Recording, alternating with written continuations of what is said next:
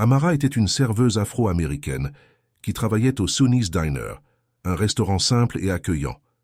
Elle n'aurait jamais imaginé que, lors d'une nuit apparemment ordinaire, sa vie prendrait une tournure inattendue après avoir défendu Steph. Ce service, qui promettait d'être comme les autres, réservait quelque chose d'extraordinaire. À 29 ans, Amara était connue pour son énergie contagieuse et son don naturel pour faire sentir à chaque personne qu'elle était unique. Le sourire chaleureux qu'elle offrait à chaque client était plus qu'un geste professionnel. C'était une extension de son âme généreuse. Pour beaucoup, Amara était le cœur battant du restaurant, surtout pour les clients plus âgés qui fréquentaient l'endroit.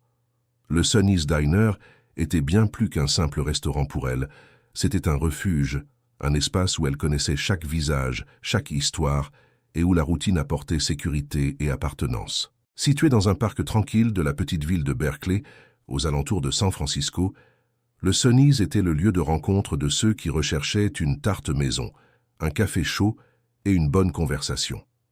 Cet endroit avait un charme nostalgique, rempli de rires discrets, d'histoires partagées et souvent de discussions animées sur le basketball, le sport favori de la ville. Pour Amara, c'était plus qu'un emploi, c'était une seconde maison. Cependant, cette nuit-là, quelque chose d'inhabituel était sur le point de se produire. Le son familier de la clochette au-dessus de la porte retentit, annonçant l'arrivée d'un nouveau client et avec lui, le début d'une chaîne d'événements qui allait tout changer. Lorsqu'Amara entendit à nouveau le son de la clochette, son regard se tourna automatiquement vers la porte, s'attendant à voir un client habituel. Cependant, ce qu'elle vit fit stopper son cœur un instant. Celui qui venait d'entrer dans le petit et chaleureux restaurant n'était autre que Steph Curry. Steph Curry, la star des Golden State Warriors, est l'une des figures les plus emblématiques du basketball mondial. Pendant un moment, elle resta figée. Il était presque impossible de croire ce que ses yeux voyaient. Vêtu d'un sweat à capuche et de basket, Curry semblait essayer de garder un profil discret. Cependant, même avec cette apparence décontractée, sa présence dominait l'environnement.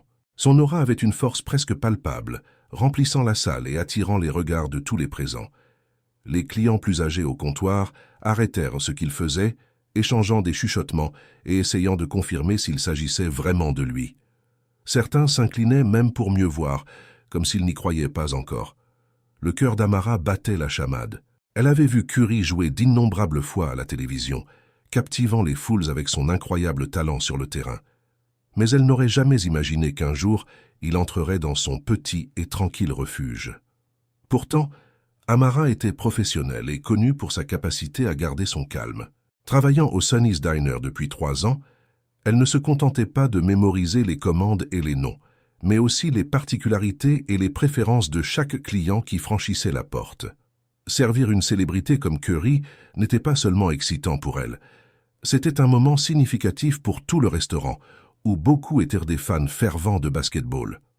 Respirant profondément, Amara afficha un sourire et s'approcha de la table où il s'était assis. Avec sa posture amicale habituelle, elle dit « Bonsoir, que puis-je vous apporter ce soir ?» Steph leva les yeux et offrit un sourire chaleureux, un geste qui la mit immédiatement plus à l'aise.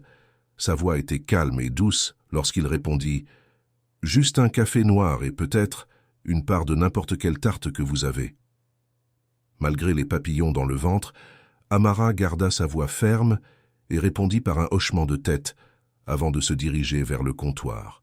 En préparant la commande, il était impossible d'ignorer les murmures et les regards dirigés vers lui. Certains clients souriaient admiratifs, d'autres secouaient la tête, peut-être essayant de décider s'ils avaient le courage de demander un autographe. Lorsqu'elle revint avec le café et la tarte, Amara posa les articles devant lui avec naturel. « Voilà, profitez-en, » dit-elle, gardant son sourire professionnel. « Merci, » répondit Curry, lui rendant son sourire avant de détourner le regard vers la fenêtre. Amara tenta de paraître occupée, mais ne put s'empêcher d'observer le joueur pendant quelques secondes. Il semblait humble, presque introspectif, comme s'il était perdu dans ses pensées. Malgré sa renommée, il y avait quelque chose de sincère et discret dans sa posture, une simplicité qui contrastait avec la grandeur de sa carrière. Cependant, tout le monde au restaurant ne partageait pas la même admiration. Earl, un client assidu et fan déclaré des Sacramento Kings, les grands rivaux des Golden State Warriors, était connu pour sa langue acérée et ses opinions controversées. En remarquant la présence de Curie, son expression changea pour un mélange de mépris et de scepticisme. Il se leva et marcha jusqu'à la table de Steph, attirant des regards de curiosité et d'appréhension des autres clients. « Excusez-moi » commença Earl, sa voix rauque coupant le brouhaha du restaurant. « Ce n'est pas toi, le gars du basketball, Steph Curry ?» Steph leva les yeux, poli comme toujours, et répondit avec un léger sourire « Oui, c'est moi ». Earl croisa les bras, son visage prenant un ton de scepticisme alors qu'il continuait « J'ai lu sur toi. Ils disent que tu gagnes des millions. Mais que fais-tu réellement pour ceux qui en ont besoin? J'ai entendu dire que tu es assez avare avec tout cet argent. » Les mots flottaient dans l'air comme une lourde accusation. Amara, qui nettoyait une table proche, sentit son corps se figer. Elle regarda Curie qui, malgré le malaise évident, gardait son calme caractéristique. « J'essaie d'aider là où je peux », répondit Curie, sa voix ferme mais tranquille. « Je soutiens des programmes éducatifs. Je construis des terrains de basketball pour les enfants et j'aide à financer des institutions caritatives. » Earl se moqua, son expression devenant encore plus méprisante. « Cela ressemble pour moi à un coup de relations publiques.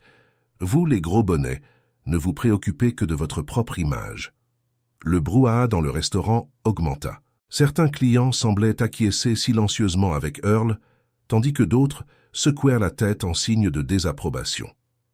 Amara ressentit une vague d'indignation. Les paroles d'Earl étaient injustes, mal informées et cruelles.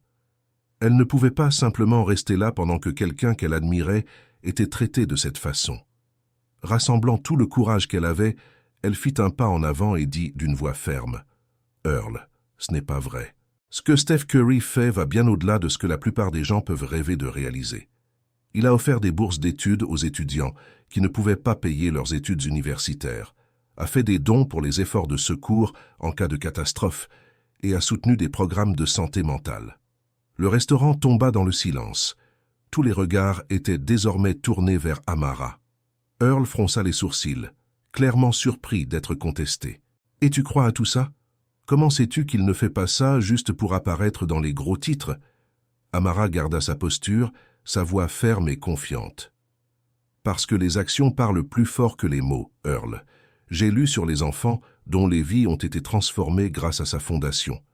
Il n'a pas besoin de faire tout cela, mais il le fait parce qu'il s'en soucie. » Le silence resta quelques secondes, mais la posture d'Amara semblait résonner dans l'espace. Amara sentit le regard de Steph Curry posé sur elle, ses paroles résonnant dans son esprit.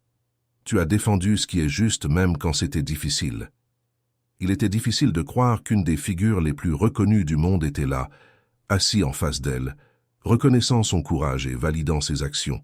Malgré tout le chaos et l'humiliation qu'elle avait affronté la nuit précédente, à ce moment-là, quelque chose en elle semblait se rallumer. Steph se pencha légèrement en avant, son expression sérieuse mais accueillante. « Ce qui s'est passé hier était injuste, et je ne pouvais pas laisser passer cela. » Il regarda autour de lui, ses yeux se posant brièvement sur les visages des habitués, avant de revenir son attention sur Amara. « Tu as été licencié pour avoir fait quelque chose qui devrait être loué. Ce n'est pas juste, et je veux corriger cela. » Amara cligna des yeux, confuse. « Corriger cela? Comment ça ?» demanda-t-elle, sa voix hésitante. Steph sourit légèrement, mais une détermination se lisait derrière ce sourire. « J'ai passé quelques coups de fil ce matin. Je veux que tu saches que ton geste n'est pas passé inaperçu. Des personnes comme toi qui ont le courage de défendre ce en quoi elles croient sont exactement le type de personnes qui font la différence dans le monde. » Elle sentit son cœur s'emballer. Elle n'était pas habituée à recevoir des compliments aussi directs, encore moins de la part de quelqu'un comme Steph Curry. Il continua. « J'ai un projet communautaire à Oakland, une fondation qui travaille avec les jeunes, offrant orientation, éducation et opportunités de croissance. Nous cherchons toujours des personnes qui peuvent les inspirer et, pour être honnête, je pense que tu serais parfaite pour cela. » Amara resta sans voix. La proposition semblait surréaliste. « Tu veux que je travaille pour ta fondation ?» balbutia-t-elle, essayant d'absorber ce qu'elle venait d'entendre. « Exactement. » Steph acquiesça, son expression chaleureuse. « Je ne veux pas seulement que tu travailles avec nous, mais je veux que tu saches que ta voix compte. Ce que tu as fait hier, c'était plus qu'un geste, c'était un exemple. Tout le restaurant semblait retenir son souffle, tous les regards fixés sur l'interaction entre eux. Amara pouvait sentir les émotions déborder dans sa poitrine. Je ne sais pas quoi dire, c'est bien plus que ce à quoi je m'attendais. Dis oui, répondit Steph, souriant à nouveau. Et je promets que tu ne le regretteras pas. Amara le regarda, les yeux embués.